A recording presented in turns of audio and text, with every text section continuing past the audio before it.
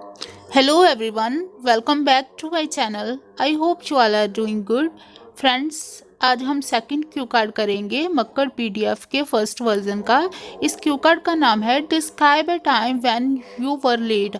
आप उस समय के बारे में बताना है जिस समय आप लेट हुए थे। और इसके क्यूज़ हैं व्हेन इट वाज, ये कब की बात है। व्हाई यू वर लेट, आपने रीज़न बताना है कि आप लेट क्यों हुए थे। And how you felt about being late, और आपने इसके बारे में कैसा महसूस किया था। अब हम इसका सैम्पल आंसर देखेंगे। Being a punctual person, I always try to reach everywhere on time. Punctual person means जो समय का पाबंद होता है। सो कहते हैं पंक्चुअल पर्सन होने के कारण मेरी हमेशा कोशिश रहती है कि हर जगह टाइम पर पहुंचूं। I believe that time is priceless and once we lose it we have to pay heavily for the wastage of the moments. मुझे लगता है कि टाइम अमूल्य है। जब कभी हमें इसे एक बार खो देते हैं तो उन मोमेंट्स की वेस्टेज के लिए हमें हैवी पे करना पड़ता है। However today I would like to talk about an incident when I was late for an appointment. आज मैं एक इंसिडेंट के बारे में बताने जा रही हूँ जब मैं अपॉइंटमेंट के लिए लेट हो गई थी। Actually, last month I was suffering from toothache problem, so I had an appointment with my dentist at around 10:30 a.m. पिछले महीने मुझे टूथेक की प्रॉब्लम से मैं प्रभावित हो रही थी और इस कारण मेरी डॉक्टर के साथ अपॉइंटमेंट थी 10:30 के around. His chamber was about 2 miles away from my travelling by car. Car से अगर डिस्टेंस देखा जाए तो उसका जो क्लिनिक है, उसका चैम्बर है, वो मेरे घर से 2 miles के डिस्टेंस पर था।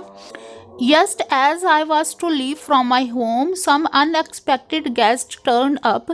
जैसे ही मैं घर से बाहर जाने निकला तो कुछ अनएक्सपेक्टेड गेस्ट आ गए। Since my parents were not at home, क्योंकि मेरे पेरेंट्स घर पर नहीं थे, I had to attend them, तो मुझे उनको अटेंड करना पड़ा। Although I called my parents, but they came after half an hour. भले ही मैंने अपने पेरेंट्स को कॉल की लेकिन वो आधा घंटा बाद घर पर आए। After they came, I took my car and just when I turned left to the highway, I saw great traffic in front of me. मेरे पेरेंट्स के आने के बाद मैंने अपनी कार ली और हाईवे से लेफ्ट टर्न किया और मैंने देखा कि मेरे सामने बहुत ज़्यादा ट्रैफिक थी। I wanted to turn back but it was out of the question for me as I was in the middle of a long queue of traffic. मैंने कार को बैक टर्न करने की कोशिश की लेकिन ये मेरे लिए पॉसिबल नहीं था क्योंकि मैं एक लंबी ट्रैफिक की लाइन के मिडल में था। Out of the question means impossible. To be honest, I felt like a fish out of the water as my toothache was increasing at a fast rate. ईमानदारी के साथ कहूँ तो मैं ऐसा फील कर रहा था जैसे कि एक फिश वाटर से बाहर है।